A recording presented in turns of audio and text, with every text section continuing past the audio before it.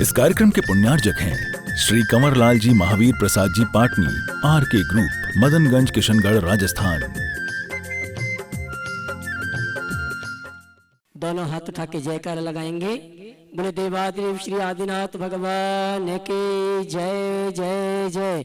देवादिदेव श्री महावीर भगवान की जय जय जय। संत श्रोमणी गुरुवराचार्य श्री विद्यासागर जी महाराज की जय जय जय। नवाचार्य श्री समय सागर जी महाराज की जय जय जय।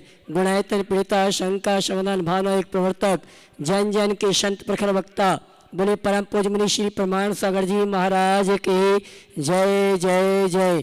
मुनिवर श्री निर्वेक सागर जी, संधान सागर जी महाराज के जय जय जय। पंच कल्याणक प्रतिष्ठा महामहोत्सव के देवी अहिल्या की नगरी, मालवा की शान, मध्य प्रदेश की आर्थिक राजधानी, ऐतिहासिक, पौराणिक और रथावर्तन की ऐतिहासिक नगरी इंदौर के आचार्य श्री विद्यासागर सभागार से प्रातःकालीन वेला में परम पूज्य मुनि श्री के मंगल प्रवचन, मंगल उद्बोधन का लाभ हमें आपको प्राप्त हो। उसके पूर्व पारस चैनल, जिनवाणी चैनल, आदिनाथ चैनल और प्रमाणिक ऐप के माध्यम से जिस कार्यक्रम को घर में बैठ के देखो सुन रहे हैं उन सभी का और यहाँ पर उपस्थित समस्त श्रावक श्राविकाओं का धर्म प्रभावना समिति सकल जैन समाज इंदौर हार्दिक अभिनंदन स्वागत करते हैं। चलते हैं परम पूज्य मुनि श्री के मंगल प्रवचन, मंगल उद्बोधन का लाभ हमें आपको प्राप्त हो। उसके पूर्व आप सभी से कहना चाहूंगा, इंदौर का चातुर्मास जो अपने आप में अद्भुत, ऐतिहासिक, अकल्पनीय प्रभावना के साथ संपन्न हुआ और पूरे विश्व में इंदौर चातुर्मास की चर्चा के साथ साथ 108 मंडली सिद्ध चक्र महामंडल विधान रथावर्तन की पूरे विश्व में चर्चा है। ऐसे इंदौर में परम पूज्य मुनि श्री का मंगल चातुर्मास हमें प्राप्त हुआ और आगामी 2 दिसंबर से 7 दिसंबर तक परम पूज्य मुनिवर के सानिध्य में अद्भुत, अकल्पनीय गोकुल नगर दिगंबर जैन मंदिर का पंचकणक प्रतिष्ठा महामहोत्सव का आयोजन किया जा रहा है। आज पात्रों का चयन है, साथ ही रथावर्तन में जिन समाज ने, जिन श्रावकों ने झांकियां आदि की प्रस्तुति दी थी उनके पुरस्कार वितरण का कार्यक्रम है। आइए चलते हैं परम पूज्य मुनि श्री के मंगल उद्बोधन, मंगल प्रवचन का लाभ ले। उसके पूर्व हमने आपने चातुर्मास में क्या किया उसकी छोटी सी झलकियां आपके सामने प्रस्तुत की जा रही हैं। आप देखें और चातुर्मास का लाभ लेने के लिए सभी लोग हमेशा तत्पर रहते हैं, लेकिन इस बार इंदौर वालों की तत्परता कुछ ज्यादा दिख रही है।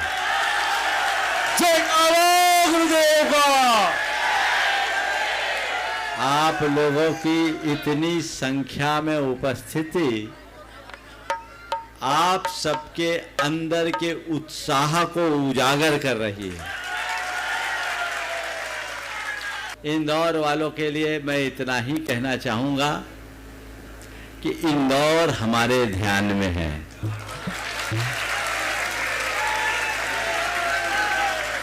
इस बार जब मैं कुंडलपुर से निकला तो निकलने के पहले बड़े महाराज से मेरी जो आगे के कार्यक्रमों की चर्चा हुई, परम पूज्य गुरुदेव से जो मुझे आशीर्वाद मिला था, उन आशीर्वाद को साकार करने के क्रम में जब मैं उधर से निकला, मैं चाहता था कि गुणायतन में भी विलंब है तो उस गैप का उपयोग किया जाए। और जब मैं निकला तो उन चर्चाओं में मैं इंदौर को जोड़ कर निकला था। हमारी एक गाड़ी इंदौर के लिए ही छूटी है।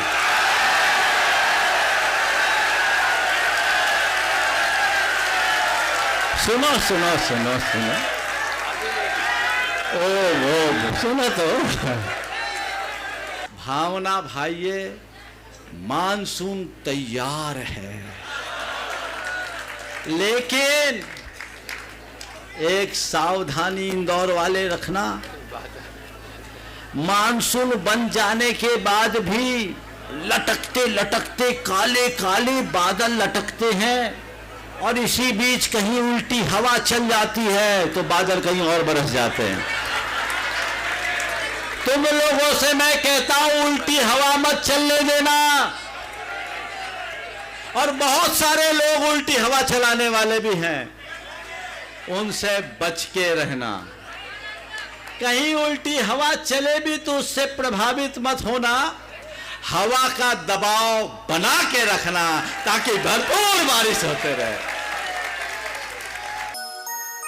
उदित हुआ एक सूर्य धर्म का, फैला धर्म प्रकाश, गुरु प्रमाण की ज्योति से चमके धराकाश, गुरु विद्या के शिष्य प्रतापी, मां सोहनी के लाल, पिता सुरेंद्र के लाडले बन गए। देखो एक मिसाल।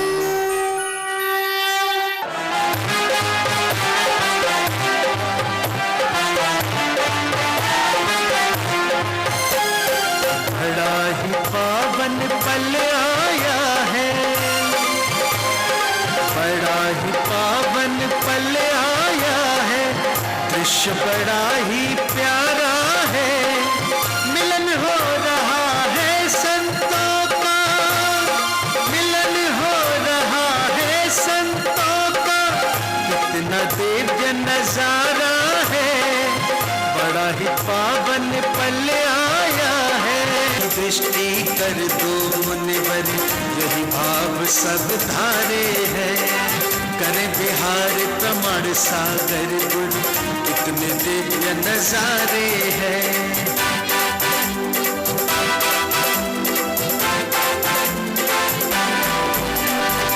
विद्या सिंधु के परम प्रभावक, प्रिय शिष्य महतपधारी, पल में हल कर देने वाले भक्तों की शंका सारी, भक्तों की शंका सारी। गुणायतन के आप प्रणेता, भक्तन के रखवारे हैं। करे बिहार प्रमाण सागर गुरु, कितने भव्य नजारे हैं। गुरु आयो रे, गुरु आयो रे, बरसे फुहारे अब गुरु आयो रे। गुरु आयो रे, गुरु आयो रे, बरसे फुहारे अब गुरु आयो रे। गुरु आयो रे, बरसे फुहारे अब आयो रे। आनंद पार गुरु आयो रे। गुरु आयो रे, गुरु आयो रे, बरसे फुहारे अब गुरु आयो रे। गुरु आयो रे, यहाँ की आवाज बंद करो। बरसे फुहारे अब आयो रे। आनंद पार गुरु आयो रे। कार्यक्रम चलने दो, आवाज बंद कर दो। यहाँ की आवाज बंद कर दो। और आइए हमारा परम पूज्य मनुष्य हमारे बीच पधार चुके हैं, विराजमान हो चुके हैं। आज की मांगलिक क्रिया के लिए मैं आमंत्रित करूंगा हमारे चातुर्मास के यजमान मुकेश जी पाटोदी और हमारे जैन समाज के गौरव भाई संदेश जी पूरे परिवार के साथ आ जावे। भाई संदेश जी को आवाज दूंगा, मंच पर आ जावे पूरे परिवार के साथ।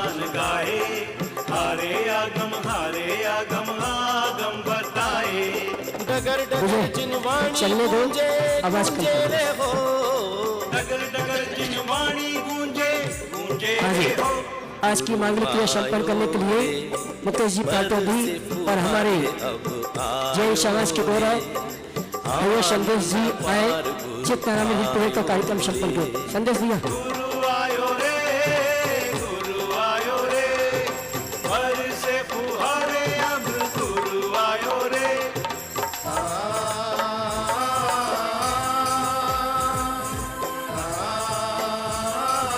श्रीमती आभा जी जैन, श्रीमती आभा जी जैन संदेश जी की धर्म पत्नी अगर उपस्थित हो तो मंच पर आ जावे।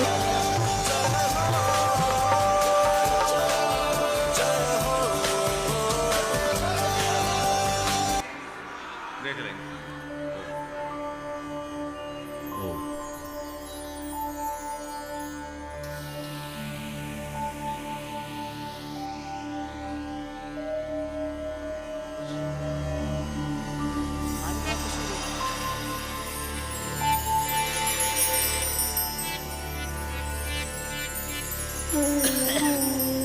और मैं आमंत्रित करूंगा हमारे मुकेश जी पाटोदी परिवार को और साथ में श्रीमान संदेश जी आभा जी भोपाल ये आएंगे। परम पूज्य मुनिवर के कर कमलों में शास्त्र भेंट करने का कार्यक्रम संपन्न करेंगे। यजमान परिवार से मुकेश जी पाटोदी परिवार जावे और भाई संदेश जी आभा जी, श्रीमती आभा जी अगर मेरी आवाज आप तक पहुंच रही है तो मंच पर आ जाए शास्त्र भेंट करने के लिए।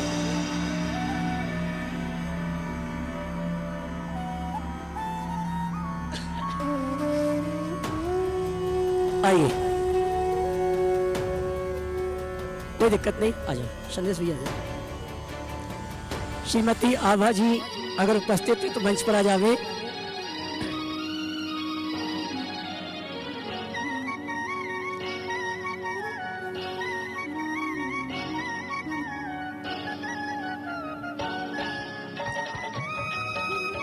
और मैं यजमान परिवार के साथ साथ संदेश जी को आमंत्रित करूंगा। शास्त्र एक शास्त्र। दस धर्म की ये माला पहनेगा भाग्य वाला,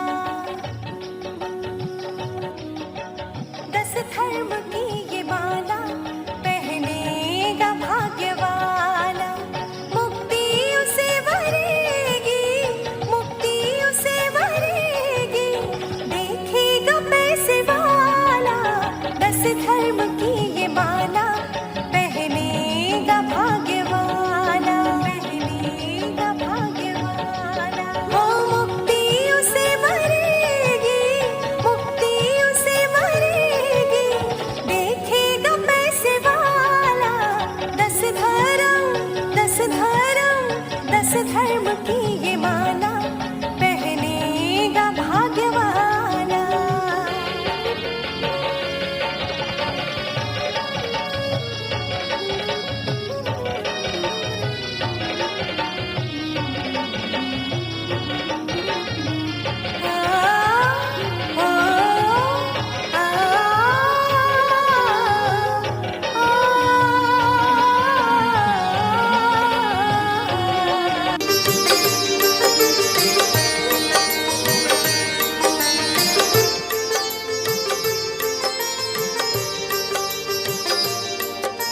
सिद्ध चक्र महामंडल विधान की मंगल घड़ी ये आई है, सिद्ध चक्र महामंडल विधान की मंगल घड़ी ये आई है। झूम रहे हैं भक्त यहाँ पर, खुशी सभी पर छाई है, झूम रहे हैं भक्त यहाँ पर, खुशी सभी पर छाई है। सिद्ध चक्र महामंडल विधान की मंगल घड़ी ये आई है।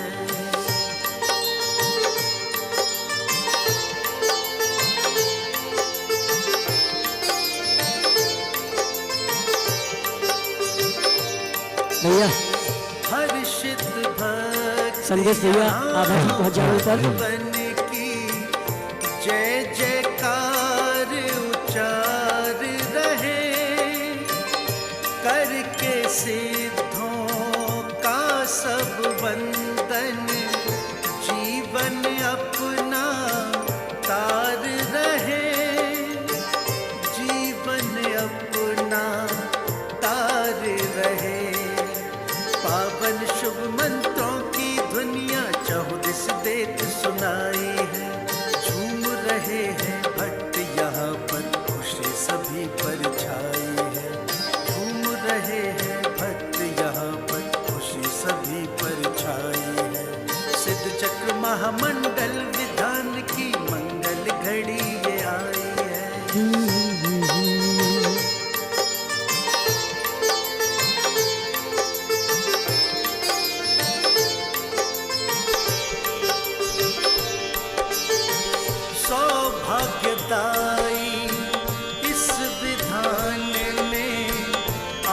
आवाज को भक्त हर्षाए, कर्म निर्जरा करना भगवन, भाव यही मन है लाए, भाव यही मन है लाए।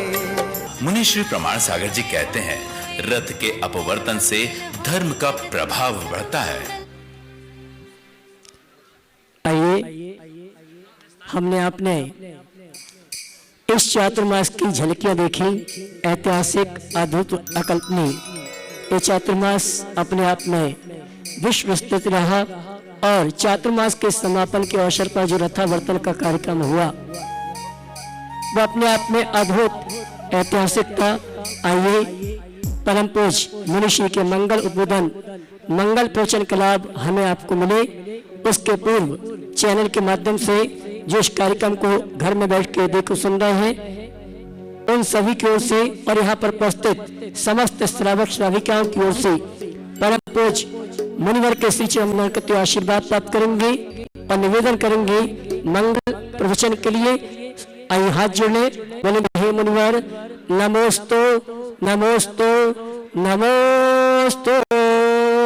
और आइए महाभवन परिसर में आचार्य श्री विद्यासागर सभागार में परम पूज मुनिश्री का आज अंतिम प्रवचन हमें आपको सुनने को मिलेगा।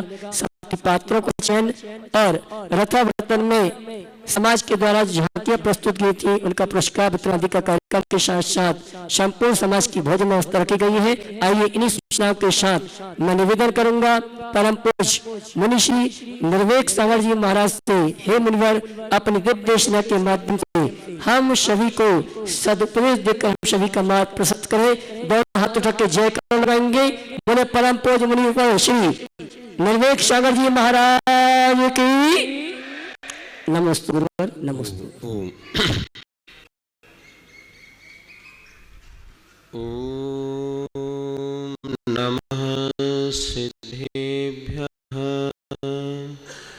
ओम नमः सिद्धेभ्यः, ओम नमः सिद्धेभ्यः। मंगलम भगवान वीरो, मंगलम गौतमो गणे, मंगलम कुंद कुंदाद्यो, जैन धर्मोस्तु मंगलम। सर्वमंगल मांगल्यम सर्वकल्याणकारकम, प्रधानम सर्वधर्मानां जैनम। मंगलमय होए। दोहा लिखा है, एक पानी की बूंद जब दूसरे पानी की बूंद से मिल जाती है तो उस बूंद में गति आ जाती है।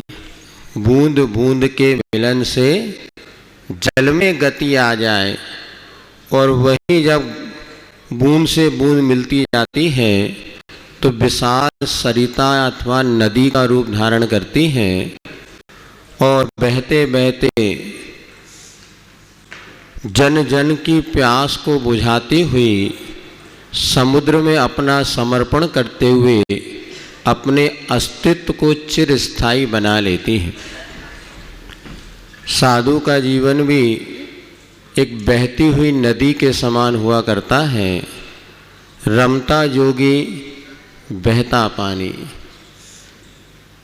साधु की शोभा इसी में है कि वो निरंतर क्षेत्र काल का परिवर्तन करता रहे, और जब साधु निरंतर विहार करते हैं किंतु कुछ ऐसा समय आता है जबकि आगम की आज्ञा के अनुसार एक स्थान पर कुछ समय तक रुकना अनिवार्य होता है। लोगों को लगता है कि महाराज को रोक लिया, किंतु वह रोकना बाहर से रुकता है, भीतर से तो उनकी मोक्ष मार्ग की यात्रा निरंतर चलती रहती हैं, और जहाँ पर नदी नहीं पहुँच पाती है तो लोग डैम बना लेते हैं और बांध करके उस पानी को रोकते हुए छोटी छोटी नहरों के माध्यम से भी खेतों तक जल को पहुँचाया जाता है। यहाँ पर भी ऐसा ही कुछ प्रसंग घटित हुआ और परम पूज्य गुरुवर के आशीर्वाद से इंदौर नगर में पूज्य मुनि श्री का हम सत्संग सानिध्य में सभी के साथ में वर्षा योग की स्थापना हुई। और इस वर्षा योग में चूँकि इंदौर नगर अपने आप में जैन समाज बहुलता से यहाँ पर है, तो सभी को धर्म लाभ मिले, तो ऐसे स्थान का चयन किया गया जहाँ पर कि सारे के सारे आसपास अंचल के लोग आकर के धर्म ध्यान कर सकें। और हर्ष की प्रसन्नता की बात है कि जैसा पूज्य श्री का भाव था, उस भाव को यहाँ पर साकार रूप दिया गया और दूर दूर से समाज जन ने आकर के यहाँ पर लाभ लिया। आबाल वृद्ध हैं, छोटे छोटे बच्चों ने भी आकर के यहाँ पर लाभ लिया। तो अपने वृद्धता या कहना चाहिए आयु की पूर्णता को करने वाले साधकों ने भी यहाँ पर आकर के लाभ लिया और आपने चैतन्य श्री की समाधि स्वाद का साक्षात उदाहरण है।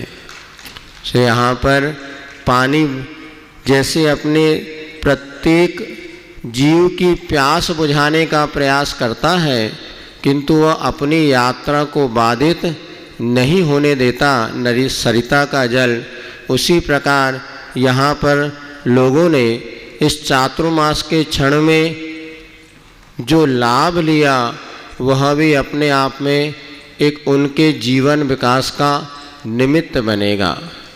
अभी यहाँ पर प्रतिदिन प्रातः काल से कक्षाएं, प्रवचन, दोपहर को स्वाध्याय, शाम को शंका समाधान, दिन तो कैसे व्यतीत हो गए पता ही नहीं चला। अर्थात सुबह से लेकर शाम तक हम जिस तरह से धर्म ध्यान करने का अपना मन बना सकते, वह सब यहाँ पर आपको साधन उपलब्ध हुए। पूज्य श्री ने भी अपनी शक्ति को ना छुपाते हुए जितना लुटाना था भरपूर आप लोगों को धर्म ध्यान के लिए यहाँ पर हम तो देखते रहते थे, सोचते थे कि इतनी मेहनत करके, और आप क्योंकि समाज भी बहुत बड़ी है और सबको संतुष्ट करना और सबको भरपूर लाभ देना अपने आप में ये अद्भुत कला है। सो महाराज श्री के माध्यम से यह अद्भुत चातुर्मास संपन्न सानंद संपन्न हुआ। चक्र महामंडल विधान में जो अद्भुत छटा यहाँ पर बिखरी वह भूतो न भविष्य नहीं। अर्थात इतना बड़ा, क्योंकि हमने देखा इंदौर में कार्यकर्ता कम है और नेता, फिर भी इतना अच्छा कार्य हो गया, ये अपने आप में विशेष आशीर्वाद का ही चमत्कार है। तो यहाँ पर कार्यकर्ताओं ने भी अपने उत्साह के साथ जो कार्य किया, आगे आगामी पंच कल्याणक महा महोत्सव भी होने वाला है, इसकी आज भूमिका यहाँ पर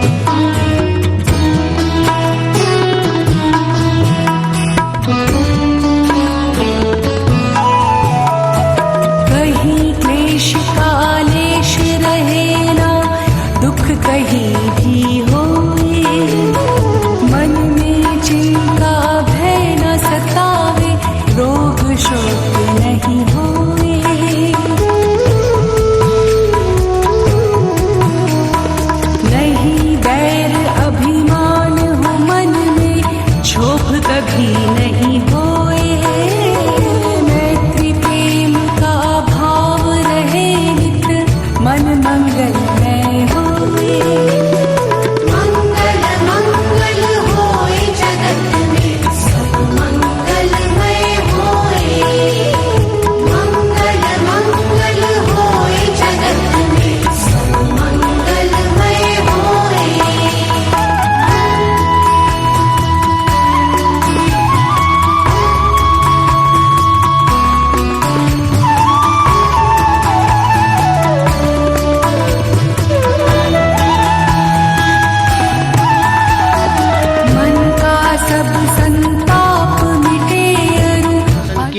बहुत ही प्रभावना का साधन है।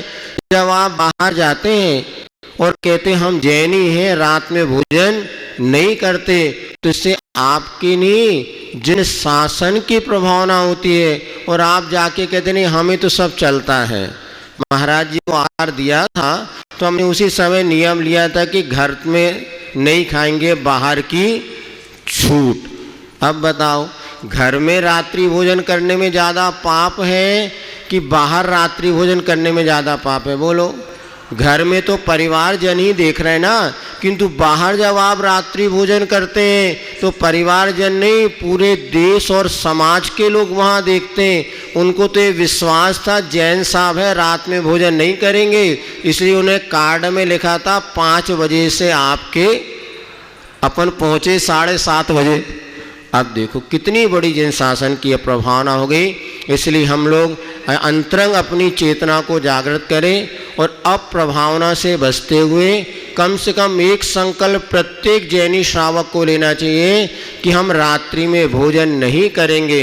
अच्छे अच्छे कलाकार वगैरह बताते हैं, अक्षय कुमार वगैरह, जो वो दिन में ही भोजन करते हैं, और बड़े बड़े नेता भी इस बात को फॉलो कर रहे हैं। किंतु हम लोग अभी भी विचार में पड़े हैं। यदि आपको महाराज श्री का सानिध्य मिला और लगा कि हमने बहुत अच्छी शासन की प्रभावना करी, अब जितने भी कार्यकर्ता हैं, जितने भी प्रमुख कार्यकर्ता या सामान्य कार्यकर्ता हैं, सभी इस बात का कम से कम आज संकल्प ले ही लेना कि अब हम जिन शासन की प्रभावना के साथ अपने आत्म कल्याण करना चाहते हैं तो रात्रि में भोजन हम नहीं करेंगे और प्रतिदिन देव दर्शन अवश्य करेंगे।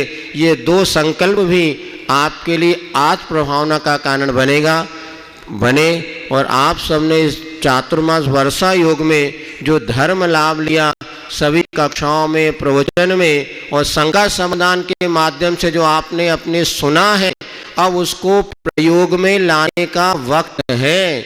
क्योंकि जैसे आप लोग मोबाइल चार्ज करते हैं ना, तो 1 घंटे आपने मोबाइल चार्ज कर लेते हैं बैटरी, तो 24 घंटे वो बैटरी चल जाती है। इसी प्रकार यदि आपने इस वर्षा योग में कुछ अपने आप को चार्ज किया है तो अपने जीवन में ऐसे संयम संकल्प को स्वीकार करें, जिससे महाराज श्री का विहार होने के बाद भी आपको याद रहे कि जब महाराज श्री आए थे, वर्षा योग हुआ था और हमने उनके प्रवचन सुने थे, तो इस संकल्प को हमने लिया कि वह साल भर आपको बैटरी वो चार्ज हो जाएगी, तो एक नई चेतना और नया उत्साह देगी। किसी ने लिखा है, गुजरते वक्त के बुझते हुए चिरागों से, गुजरते वक्त के बुझते हुए चिरागों से कोई नया दीप जलाओ तो बात बने। चिराग तो बुझना ही है, किंतु पुनः हम नए तो उससे अगर दीप जला लेते हैं तो निश्चित हमारे जीवन में ये शिक्षा, संस्कार और गुरु का सानिध्य एक नई चेतना परिवर्तन का कारण बन सकेगा। बने आप सब निरंतर धर्म के मार्ग पर बढ़ते रहें और अपना कल्याण करें। इसी मंगल भावना नहीं, ठीक ना, मंगल भावना के साथ बोली भगवान महावीर स्वामी की। और आइए हमारा उस संत के मंगल प्रवचन, मंगल उद्बोधन का लाभ लेंगे जिन्होंने इंदौर जन समाज में एक ऐसी ऊर्जा का संचार किया है। इस ऊर्जा के संचार में इनकी यही भावना है कि आपका चातुर्मास तो संपन्न हो गया है, आने वाले वर्षों में एक बार पुनः चातुर्मास का सौभाग्य इंदौर समाज को प्राप्त हो। इसी भावना के साथ जयकारा लगा के निवेदन करेंगे। बोले परम पूज्य मुनि श्री प्रमाण सागर जी महाराज के नमोस्तु गुरुवर, नमोस्तु। सभी लोग अपने दोनों हाथ जोड़ लें और मेरे साथ महामंत्र के स्मरण के लिए अपना मानस तैयार करें।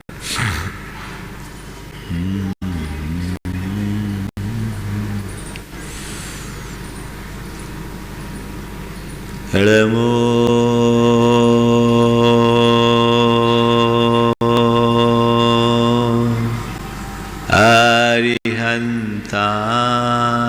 अरिहन्ताणम्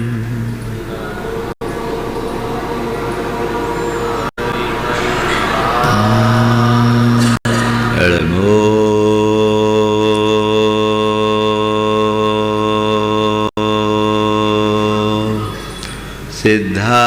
सिद्धार्णम्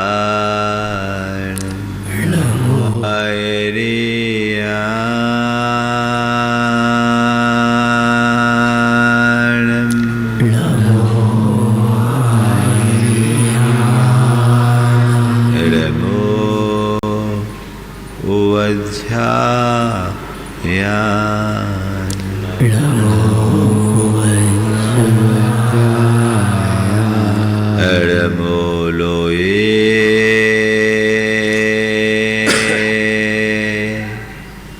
सवशाहुनम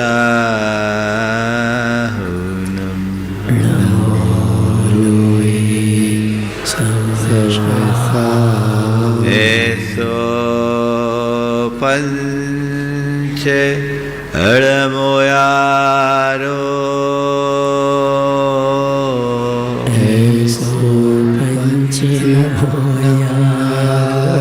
सवपाव पनाशनो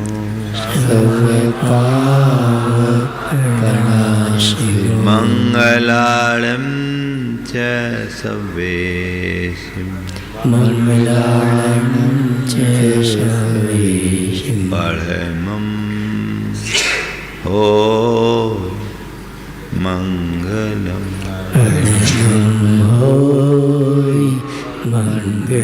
जय बोलो देवादिदेव 1008 श्री भगवान महावीर स्वामी की जय जय जय। अहिंसा परमो धर्म की जय जय जय। परम पूज आचार्य गुरुवर श्री विद्यासागर जी महाराज की जय जय जय। बोले परम पूज मुनि श्री प्रमाण सागर जी महाराज के नमोस्तु गुरुवर नमस्ते।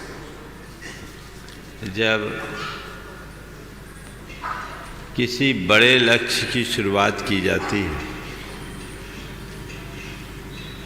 तो मन में अपार उत्साह होता है, और जब लक्ष्य की उपलब्धि होती है तो आनंद आता है ना। मुझे लग रहा है कि जब हम यहाँ आए थे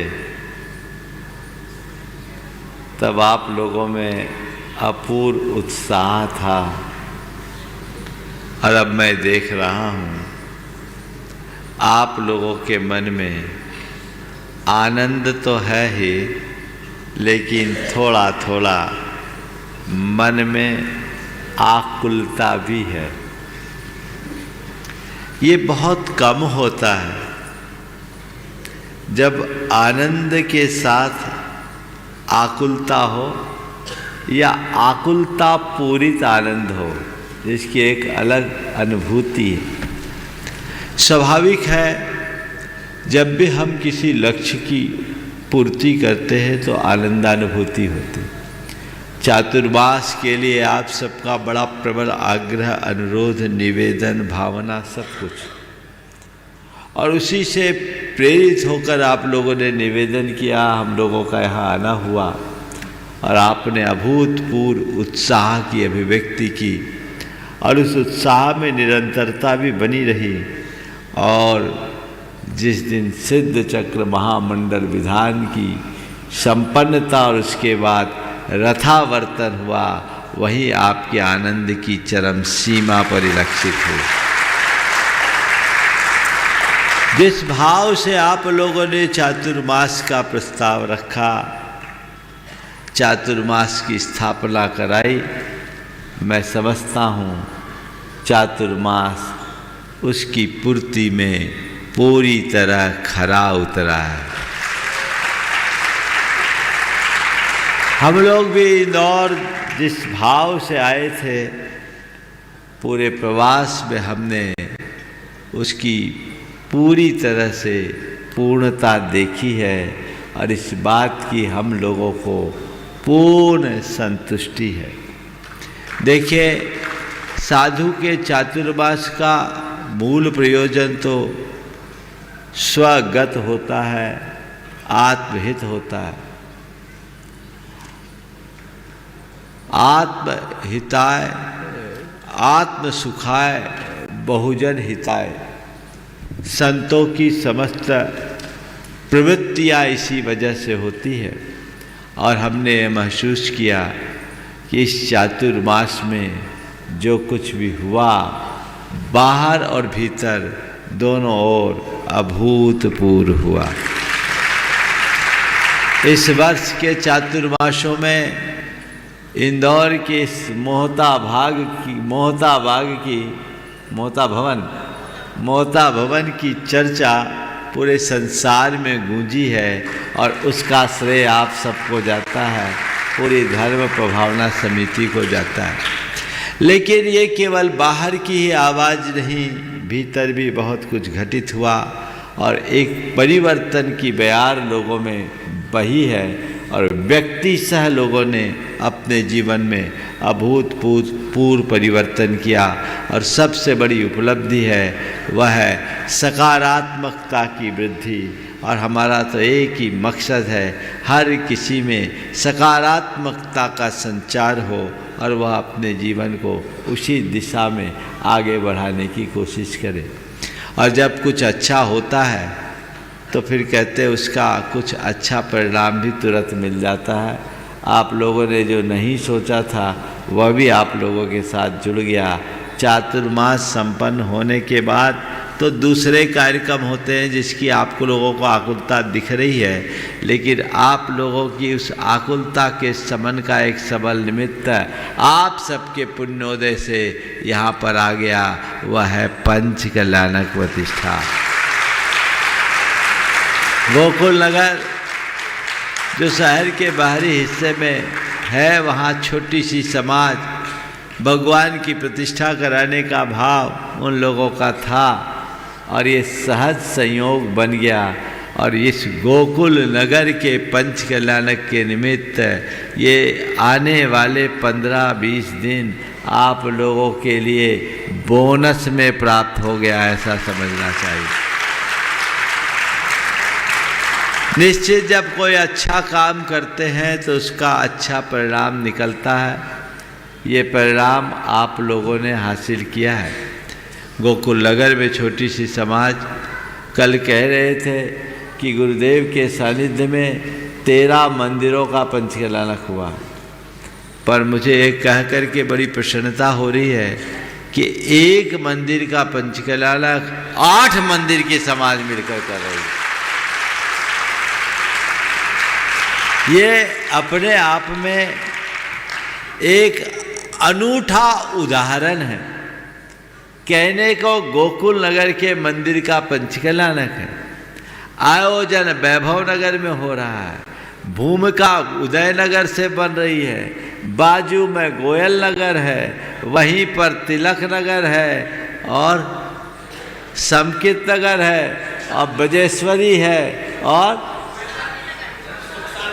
सुख शांति नगर है और कनाडिया रोड है। बहुत अच्छे उत्साह के साथ आप सब जुड़े हैं।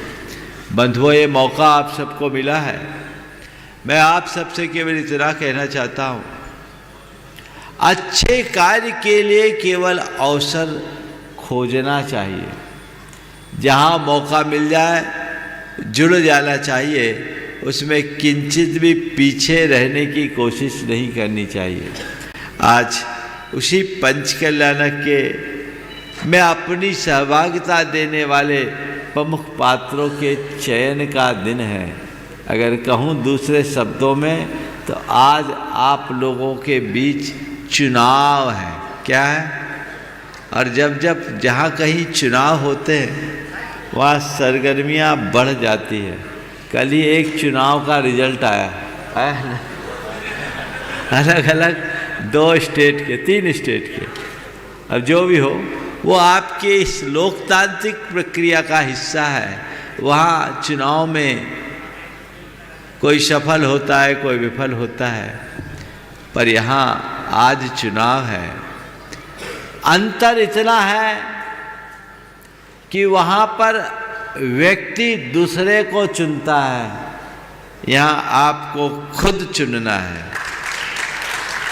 आपको चुनना है, आप किसको चुन रहे हैं। मुझे महाभारत का वह प्रसंग याद आ रहा है जब युद्ध अपरिहार्य हो गया। श्री कृष्ण के समझाने के बाद भी दुर्योधन नहीं माना, तो श्री कृष्ण के सामने सवाल था कि वो किसके पक्ष में जाए। उन्होंने कह दिया कि मैं इसका निर्णय कर लूंगा,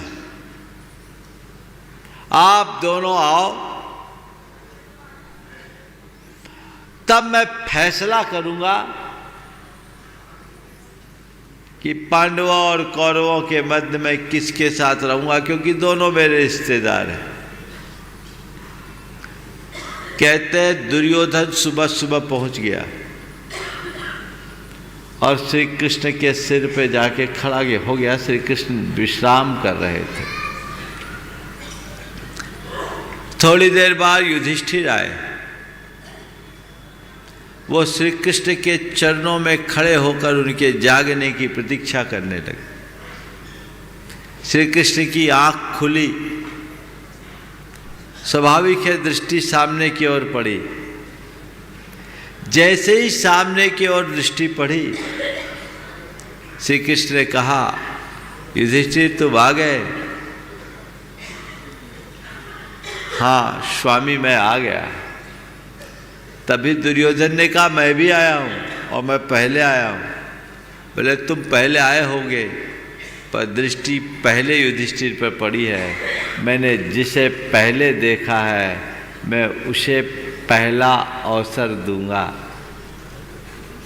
और मैंने युद्ध के विषय में एक निर्णय लिया है कि एक तरफ मेरी 11 अक्षौहिणी सेना होगी, दूसरी ओर युद्ध के मैदान में निहत्था मैं रहूंगा। मैं कोई अस्त्र नहीं उठाऊंगा। एक और मेरी 11 अक्षौहिणी सेना, दूसरी ओर निहत्था मैं। युधिष्ठिर चुनो तुम किसे चुनते हो, निहत्थे मुझे या मेरी 11 अक्षौहिणी सेना को। दुर्योधन तो सकपका गया कि ये पूरी सेना मांग लेगा तो क्या होगा। बोला पहले मुझे मांगने दो। बोले नहीं, मैंने पहले युधिष्ठिर को देखा है, पहला अवसर युधिष्ठिर को होगा। युधिष्ठिर जी ने एक पल का विलंब किए बिना कुल इतना ही कहा, प्रभो निहत्थे ही सही, हमें आपसे मतलब है। निहत्थे ही सही, हमें आपसे मतलब है। दुर्योधन ने ताली बजाकर कहा कि स्वामीन फिर सेना मेरी। श्री कृष्ण ने कहा तथास्तु। चुनाव हो गया। फैसला तो 18 दिन की युद्ध के बाद हुआ, लेकिन असली फैसला तो चुनाव के दिन ही हो गया था। कहानी आप सबके सामने है, पर सच्चे अर्थों में देखे तो ये कहानी द्वापर युग की कहानी नहीं है। ये कहानी केवल महाभारत की कहानी नहीं है। ये कहानी हम आप सबकी कहानी है।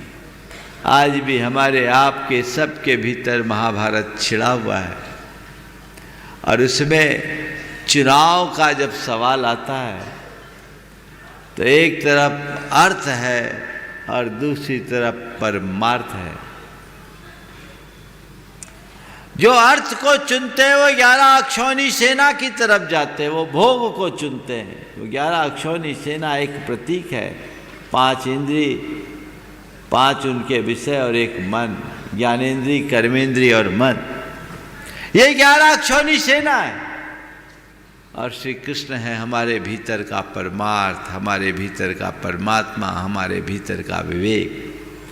जिसने परमार्थ को चुना उसे जीत मिली, और जिसने पदार्थ को चुना वो हार गए।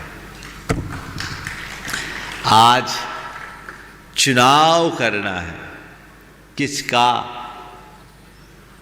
अर्थ का या परमार्थ का? किसको चुनना है? आज यहाँ पंच कल्याणक प्रतिष्ठा महोत्सव में इस कार्यक्रम के पुण्यार्जक हैं श्री कंवरलाल जी महावीर प्रसाद जी पाटनी, आर के ग्रुप, मदनगंज, किशनगढ़, राजस्थान।